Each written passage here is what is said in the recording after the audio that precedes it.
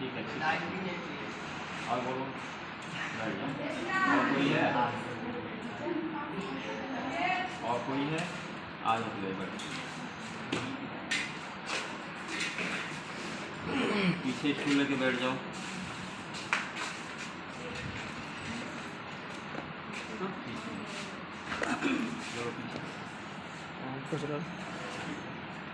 पीछे स्टूल ले लो, अंदर से स्टूल ले लो। तिवारी सब लोगों ने बोल दिया, कुछ बोलना है बाकी करने के? दो शब्द कुछ बोलना है आपके टीम के?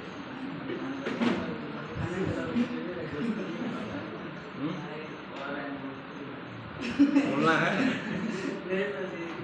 बोलो पीछे।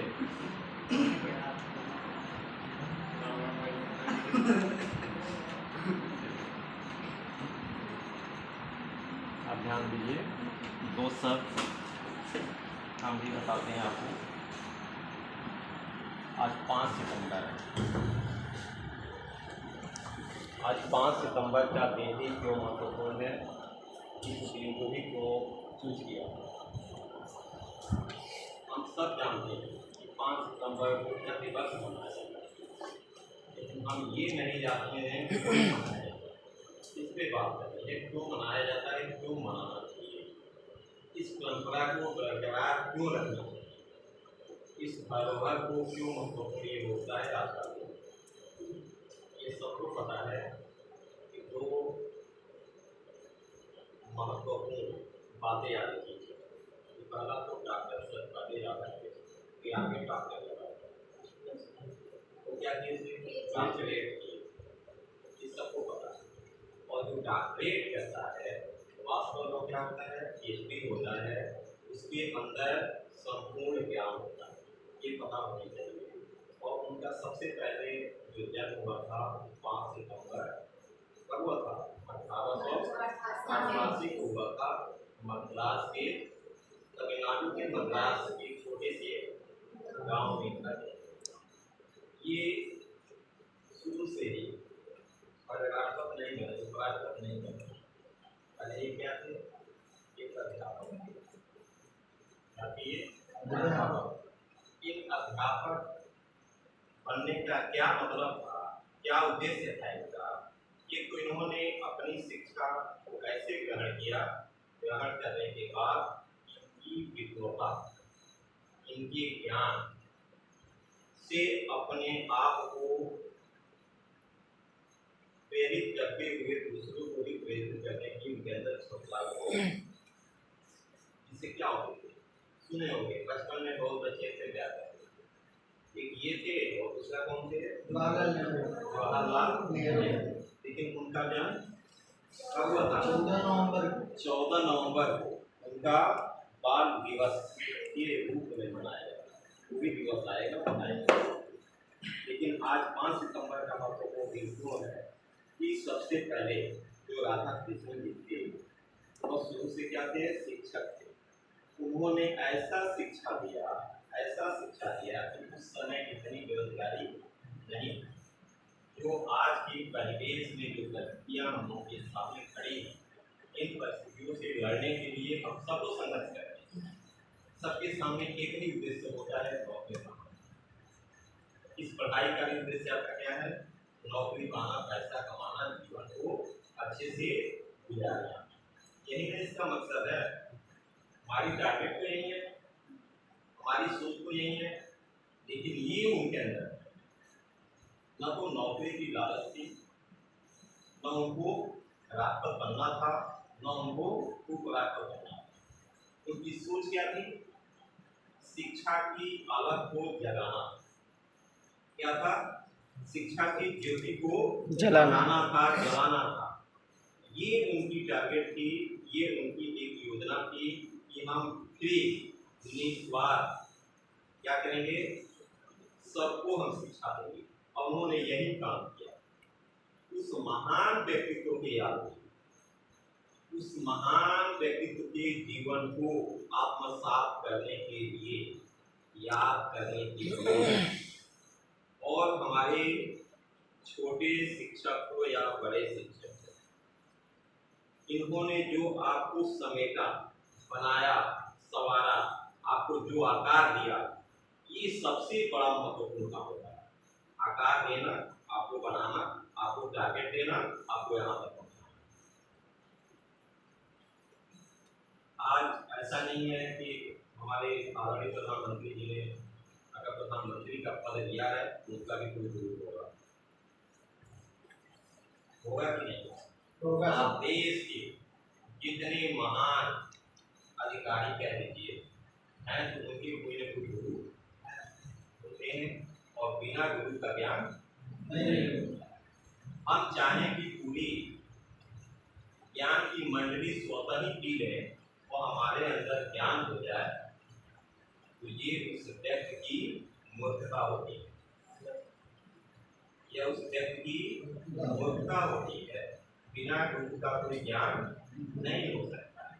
आप कंप्यूटर पढ़ रहे हैं, आप कंप्यूटर की किताब ही खरीद के पढ़ सकते हैं, नहीं पढ़ सकते? पढ़ सकते हैं ना जी। कुछ तो मेहनत करके कुछ सीख सकते हैं, जान सकते हैं। आपको उसमें अध्ययन करने होंगे और जो यहाँ का अध्ययन कराया जाता है दोनों में अंतर होता है कि नहीं होता? आपको ज्ञान छोटे बच्चों को जब कराया जाता है तो बड़े क्लासों में जाने के बाद अगर आप ये कहते कि हमको किसी शिक्षक की आवश्यकता नहीं है, हमको जैसे एक घर में माँ बाप अपने बच्चे को पालता है, ठीक उसी प्रकार से इस समाज में शिक्षक उस व्यक्ति को पालता है जो ज्ञानी होता है। समाज को पालना बनाना हम सबका कर्तव्य है और समाज स्वच्छ, सुंदर और अच्छे स्वरूप में तभी हो सकता है जब हम अपने अंदर अपने ज्ञान का अपने सामने क्या करें, प्रकट करें, दूसरों के सामने परोसें, दूसरों को अच्छी सलाह दें, दूसरों को अच्छी बात बताएं, जिससे कि आपको भी क्या हो, आत्मसात हो और दूसरे को जानने वाले को भी क्या हो, ज्ञान हो। लेकिन ये हम कहीं नहीं करते हैं कि इस प्रकाश की ज्योति को जलाने का काम करते हैं। अगर हम जानते हैं तो दूसरे को नहीं बताते, क्यों नहीं बताते हैं?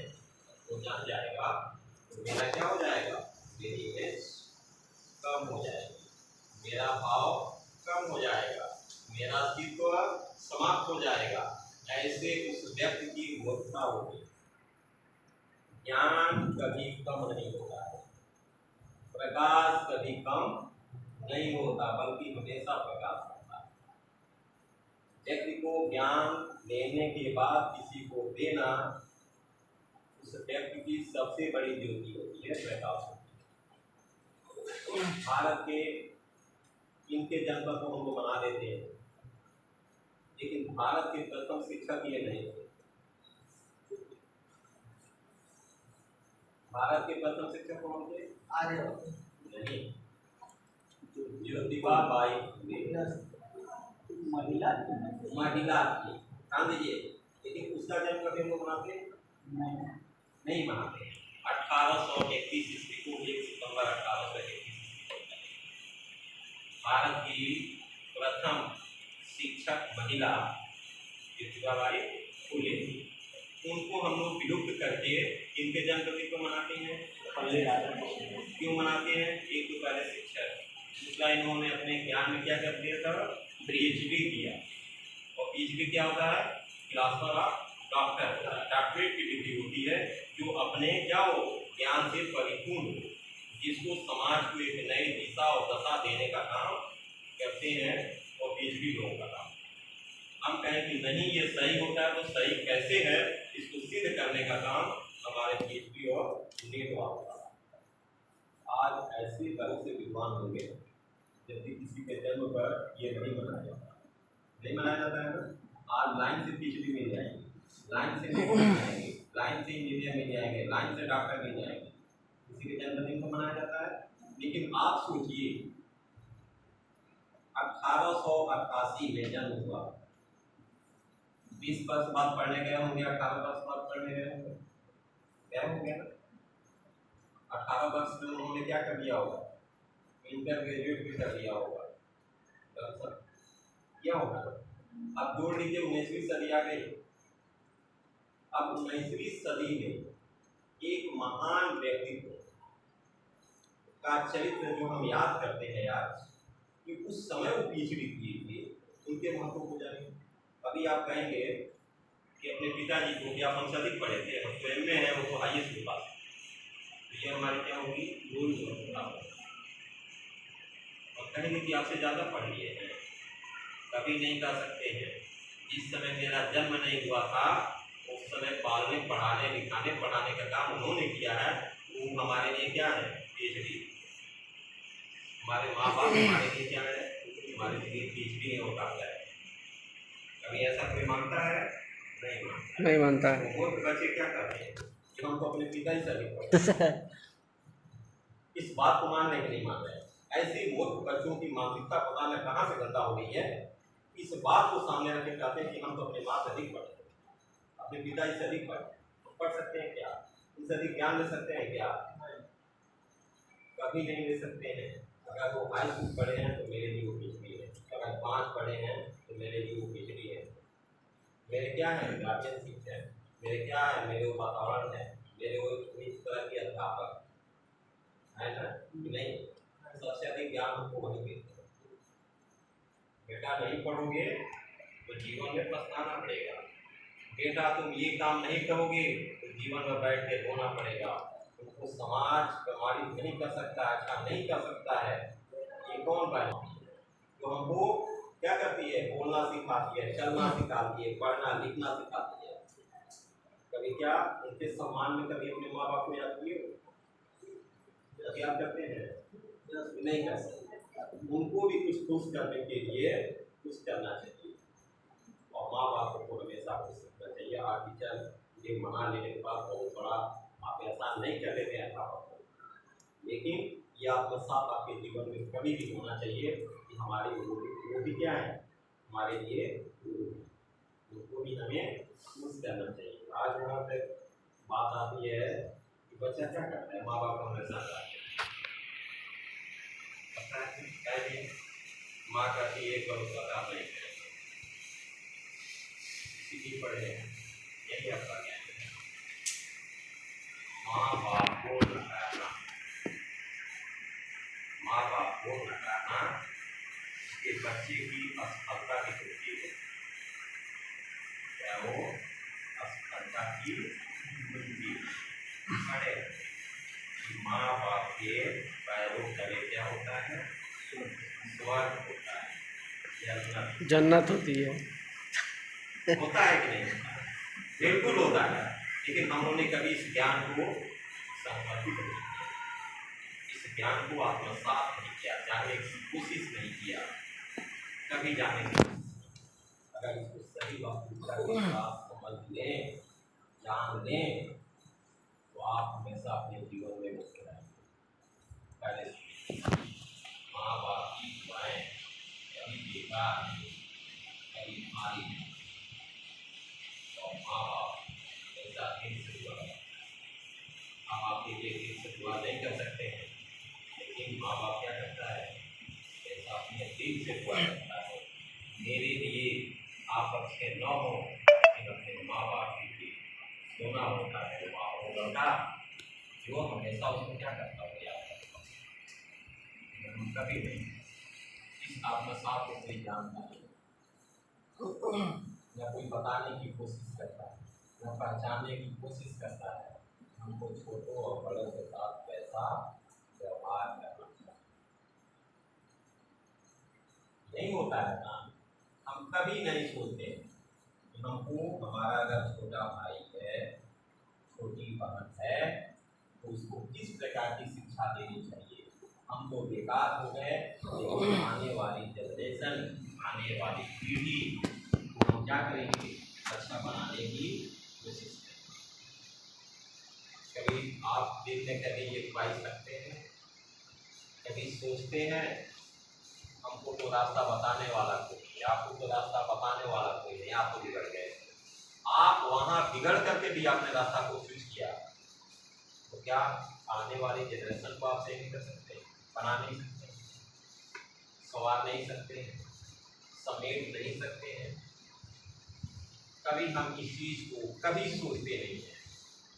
क्या है? सेल्फ। क्या सोचते हैं? सिर्फ सेल्फ, सिर्फ अपने बारे, सिर्फ किसके बारे में सोचते हैं? अपने बारे में। कभी सोचे अपने घर वालों के बारे में? कभी नहीं कि हमको क्या करना चाहिए और किस प्रकार का गुण अपनाना चाहिए ताकि हमारे घर का परिवेश वैसा हो। अगर घर का परिवेश जैसा होगा, समाज में वही हमारा व्यक्तित्व होगा। वही होता है ना, नहीं दूसरा हो जाता। जैसे हम अपने घर के परिवेश को बनाना चाहते हैं, माहौल को बनाना चाहते हैं, जैसा हम रचना करना चाहते हैं, समाज वही हमको करवाई जाता है। इसके पहले भी उस समय वो डॉक्टरेट की जो डिग्री दिए थे, निस्वार्थ उन्होंने शिक्षा दिया। क्या दिया था? निस्वार्थ।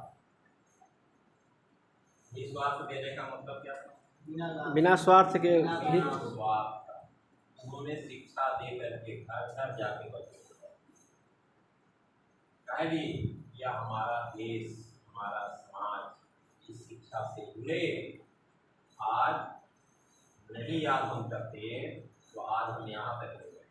हमारी स्थिति इतनी खराब थी कि मेरे को पढ़ने नहीं देते। विद्यालय नहीं था, समझिए ऐसा सब पठन कार्य नहीं था। या आपको पंखे के नीचे आ जाते हैं ना तो बैठने नहीं देते, एसी लगाने नहीं देते। केवल गुरुकुल था, वो भी जंगलों में चोरी छुपे। सिर्फ जंगल में मंगल हुआ था। सिर्फ जंगल में मंगल हुआ था। तो भाई ये स्थितियाँ थी। तो भाई घर वाले नहीं जानेंगे। पुरुषों को हमको नमन करना चाहिए, याद करना चाहिए, जिन्होंने हमको आज भी अगर वो माहौल नहीं दिए होते, आज परिवेश नहीं दिए होते तो हम यहाँ क्या करते? आज नहीं बैठते, आज इस माहौल में नहीं आते, आज इस दुनिया में ऐसे हम नहीं अपनाते तो हम इस क्षेत्र में आगे बढ़ते। उनकी ही देन है, उनकी ही जीवनी है, उनकी ही स्मृति है, शेष है, जो हमको याद करनी चाहिए। याद तो कर लिए, लेकिन याद करने के बाद हमको याद कर लेते हैं कि डॉक्टर सर्वपल्ली राधाकृष्णन क्या थे? बहुत विद्वान, बहुत ज्ञानी थे, भारत के उपराष्ट्रपति बने, उसके बाद क्या बने? राष्ट्रपति बने, दार्शनिक भी थी। इस सब उनके अंदर क्या थी? गुणवत्ता थी। इस गुणवत्ता से वो क्या थी? परिपूर्ण थे। क्या आप उनसे आत्मसात नहीं कर सकते हैं कि हमको भी ज्ञानी नहीं होना चाहिए? क्या आप आत्मसात नहीं कर सकते हैं कि हमको हमारे अंदर भी ज्ञान होना चाहिए? क्या आपका जो अध्यापक पढ़ाता है तो आपके अंदर ये नहीं आना चाहिए कि हमको भी ऐसा ही बोलना चाहिए, हमको भी पढ़ाना चाहिए?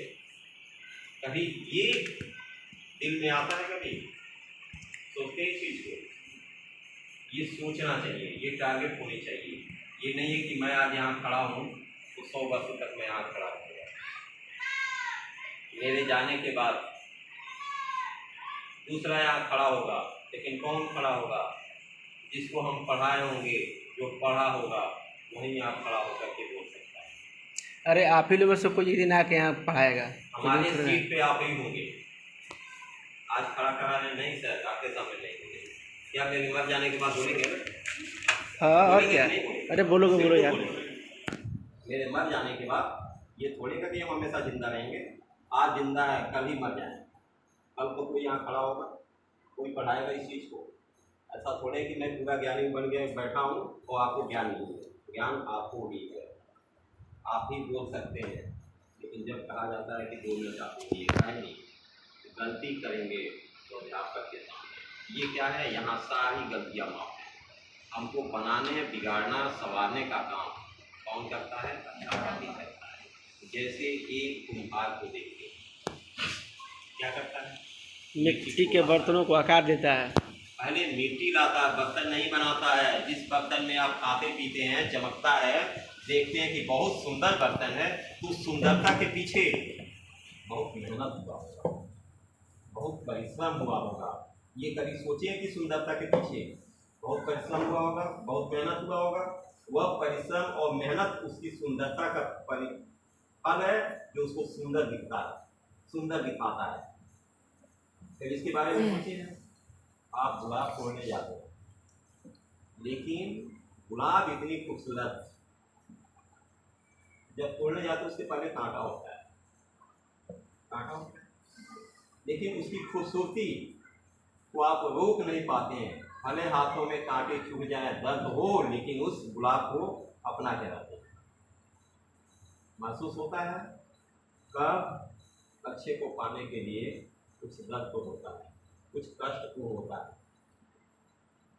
उस कुम्हार को देखते हैं ना, मिट्टी लाता है और मिट्टी को क्या करता है, मिट्टी को क्या करता है, मिश्रित करता है, और मिश्रित करने के बाद उसको क्या करता है, गूंथता है। गूंथने के बाद अपने हिसाब से उस मिट्टी को बनाता है, और बनाने के बाद अपने हिसाब से उसकी संरचना तैयार करता है, और कहता है कि नहीं, ऐसे नहीं, ऐसे इसको बनाएंगे जो समाज में जिस मिट्टी पर लोग पैर रखते थे, आज तुमको ऐसी संरचना देंगे इसका तुम्हारी पूजा हो। कभी कुम्हार बनाते समय ये सोचा है, उसकी पूजा करते हैं ना, दीप जलाते हैं ना, उस मिट्टी में ही जलाते हैं ना। वो तो मिट्टी था, वो तो मिट्टी था। मिट्टी का क्या हो गया, रूप बदल गया, और रूप बदल गया तो हम उसकी पूजा करेंगे। प्रतिमाएं होती हैं ना, प्रतिमाएं है ना, लेकिन किसकी प्रतिमाएं नहीं है, भगवान की। भगवान की प्रतिमाएं है, बोलिए, देवी देवताओं की प्रतिमाएं हैं, भगवान की प्रतिमाएं नहीं।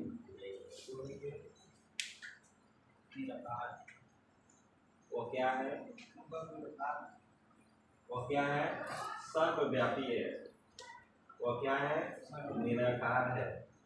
वो क्या है, अरे हम में तुम में इसका रकम में सुने हो ना, वही सर बता रहे क्या हैं। यहाँ भगवान नहीं है, भगवान नहीं है, भगवान है। हम जिस प्रतिमा को याद करते हैं वो उनके क्या है, अनुयायी है। वो उनको याद किए तो हम उनको याद करते हैं। प्रतिमाएं होती है ना, और जितनी प्रतिमाएं होती हैं उन सभी प्रतिमाओं को याद करते हैं। आपके में आया होगा 36 करोड़ देवता है, 36 करोड़, हाँ सर, यही है। हाँ 36 करोड़ देवता है। अगर इस 36 करोड़ देवता को डेली खुश करें तो आप कब खुश होंगे। 36 करोड़ देवता है ना, सबको खुश करना है ना, सबकी प्रार्थना करनी है ना, सबको पूजना है ना, लेकिन हम सबको खुश कर पाते हैं, सबको नहीं। 36 करोड़ देवता को याद करना इतना आसान नहीं।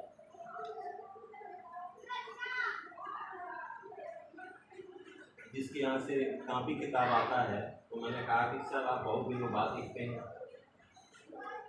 उन्होंने एक शब्द कहा कि सर इस दुनिया में कुछ है नहीं, बड़ी कष्टमय यह जीवन है।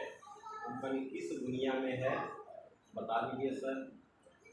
70 साल के हैं वो कहे कि जानते हैं आपके ही उस रोड में एक जमीन लिए हैं, उस जमीन पे एक आश्रम बनवा है। आप कहे कि वो जीवन जानते क्या है, इतना सुखमय है, इतना सुखमय है कि जीवन के कष्टमय से हट करके देखिए कितना जीवन आनंदमय है।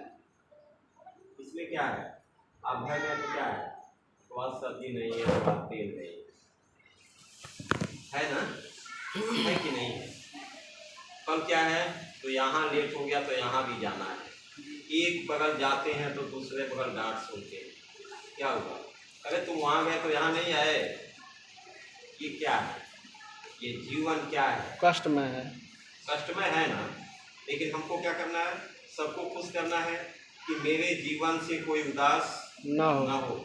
यह जीवन का सही प्रतिफल यही है कि आप कभी अपने जीवन से किसी को उदास मत कीजिए, या आपके वजह से कोई दुखी ना हो। अगर आपके जीवन से अगर कोई दुखी होता है, उदास होता है तो तो आप बड़ी कष्ट वो पहुंचाएगा उसको। और जब उसको कष्ट पहुंचता है तो भी अपनी आत्मा से कहता है, ये आत्मा तू परमात्मा से जरूर कह देना कि जिसको मैं क्या करता था,